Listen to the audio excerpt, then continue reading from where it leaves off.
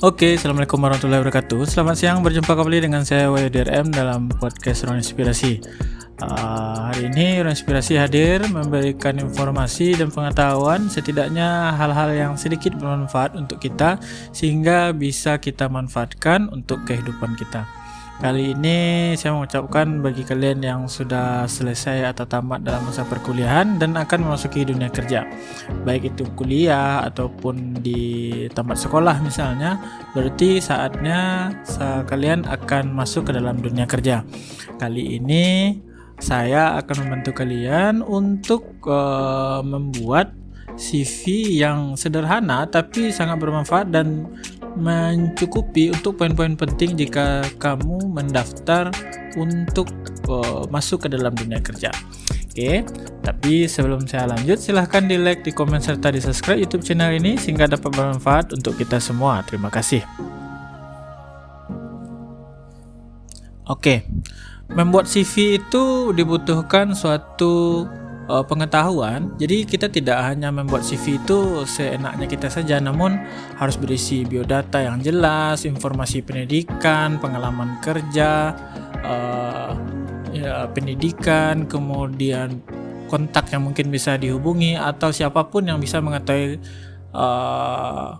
informasi tentang diri kita. Jadi di situ kita harus buatkan seperti itu ya.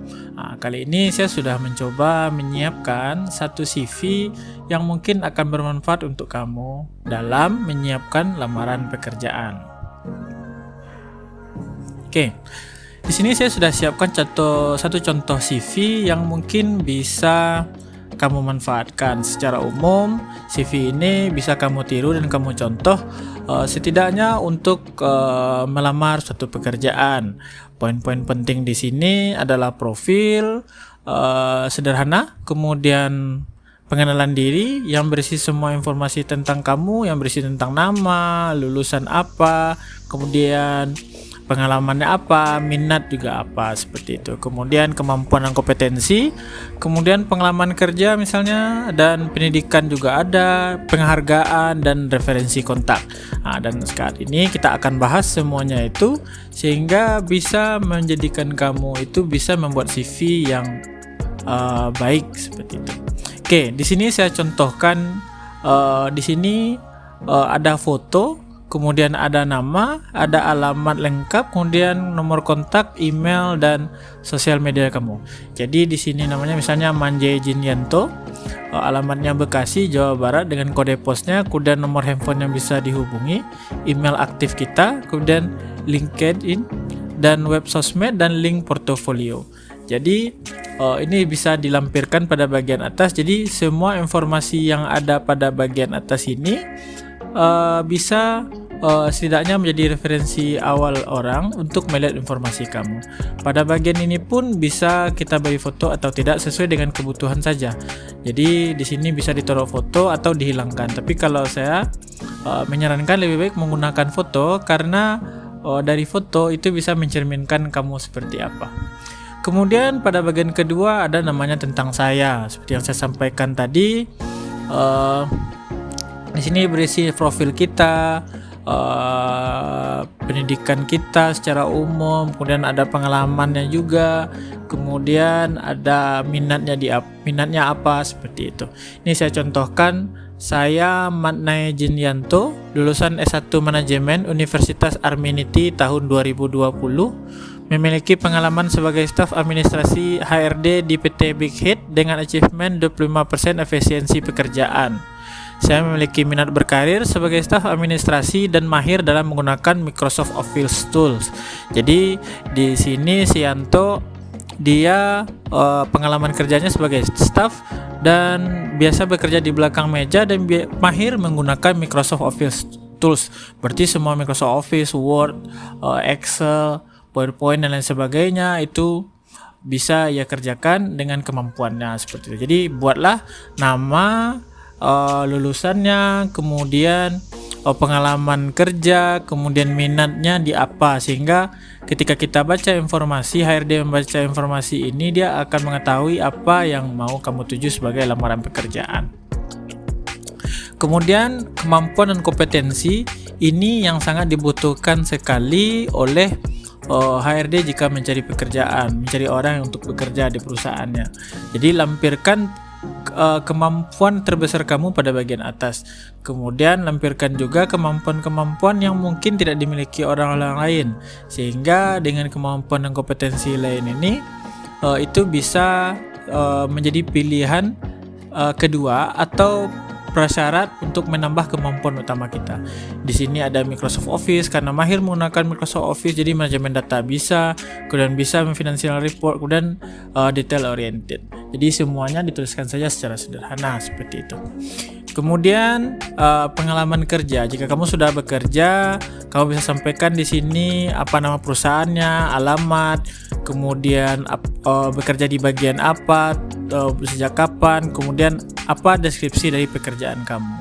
Mungkin jika kamu belum, misalnya baru tamat kuliah, belum punya pengalaman kerja, kamu bisa tuliskan di sini kamu intern atau PKL atau magang di mana, sehingga itu bisa juga menjadi suatu bentuk pengalaman kerja dan bisa menjadi daya tambah juga untuk HRD untuk menerima kamu sebagai orang yang bekerja pada perusahaannya.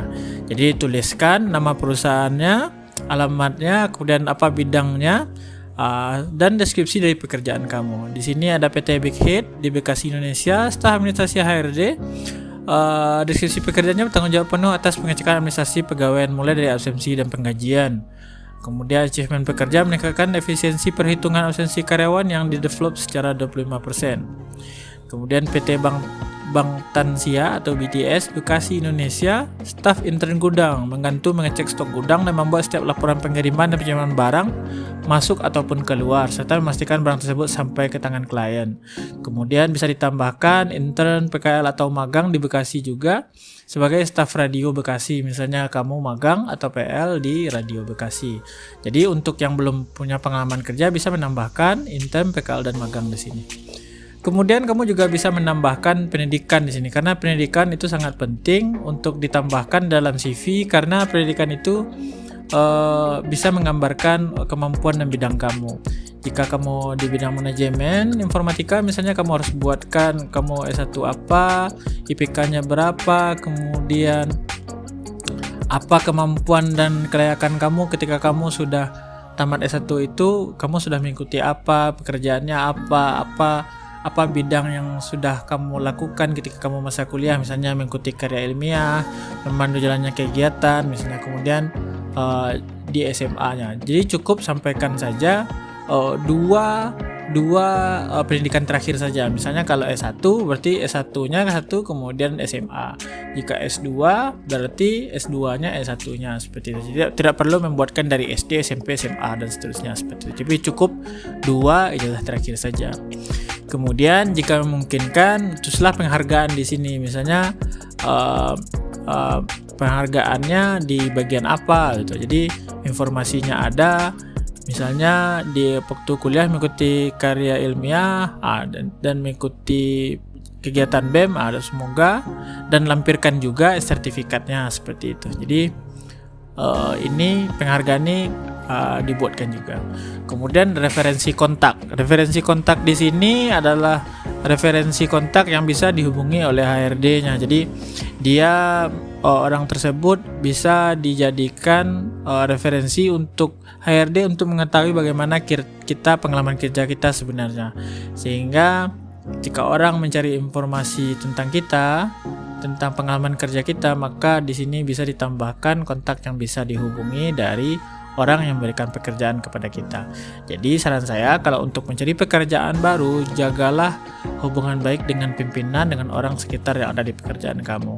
Sehingga jika HRD yang menerima pekerjaan kamu mengkontak orang yang mempunyai hubungan sebelumnya sebagai bos atau rekan atau pimpinan sebagainya, itu bisa bermanfaat untuk kamu. Jadi demikianlah CV sederhana yang padat, kuat dan aktual untuk kamu yang mau melamar pekerjaan di sini. Terima kasih. Sebelum saya tutup, jangan lupa di like, di komen serta di subscribe, dan jangan lupa di share untuk teman-temannya sehingga dapat bermanfaat juga bagi orang lain. Saya WDM, terima kasih. Assalamualaikum warahmatullahi wabarakatuh.